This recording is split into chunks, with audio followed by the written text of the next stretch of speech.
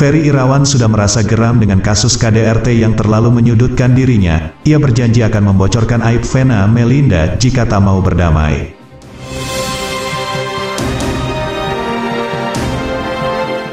Akibat dari opini yang terbentuk, akibat dari hujatan kalian, ada seorang ibu 76 tahun yang menjadi korban di sini. Ya, kalau Mbak Vena yang usianya 50 tahun menjadi korban seorang perempuan, kalian peduli. Kenapa saat ini ya ibu kandung daripada Mas Ferry dan adik-adiknya di sini yang menjadi korban akibat hujatan dan opini yang kalian bentuk itu nyata? Kenapa kalian gak ada rasa belas kasihan? Kasus kekerasan dalam rumah tangga yang melibatkan Ferry Irawan terhadap Vena Melinda masih terus bergulir. Kini Ferry Irawan mendapat pembelaan dari pihak keluarga besarnya. Adik Ferry Irawan, Ari Satria, pasang badan membela sang kakak. Dia mengungkap hal-hal baik yang dilakukan Ferry Irawan selama jadi suami Vena Melinda.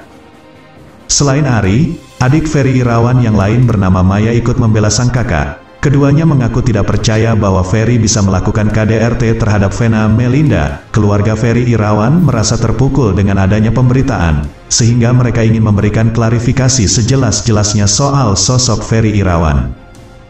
Dalam keterangan yang mereka berikan saat jumpa pers di kawasan Kemang, Jakarta Selatan, pihak keluarga mengklaim tahu banyak soal Ferry dan rumah tangganya bersama Vena Melinda. Saya tidak percaya sebelum ada klarifikasi yang sebenarnya yang sejelas-jelasnya, karena saya juga tahu abang saya seperti apa, rumah tangga mereka seperti apa, kata Ari Satria.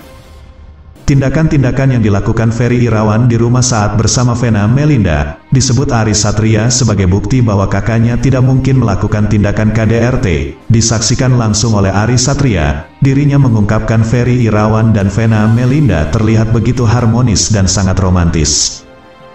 Lebih dari itu terasa kasih sayang yang begitu besar di antara mereka. Itulah yang mendasari rasa tidak percaya pihak keluarga atas KDRT yang dilakukan Ferry Irawan. Kini bintang sinetron era 90-an itu sudah ditetapkan sebagai tersangka dan kini sudah ditahan atas dugaan tindakan kekerasan dalam rumah tangga atau KDRT.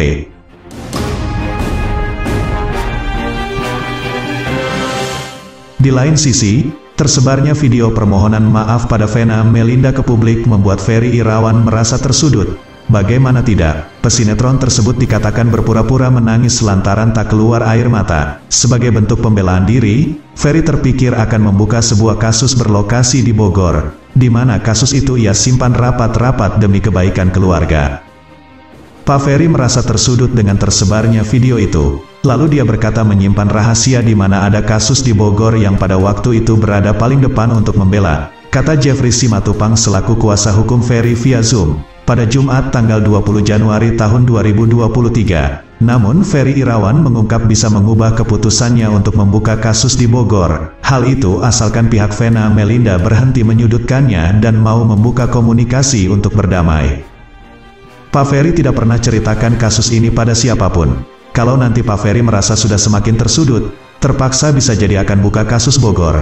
Ayo kita sama-sama baik-baik cari jalan damai. Kalau ada komunikasi dengan baik, tidak perlu membuka aib satu sama lain, ucap Jeffrey Simatupang.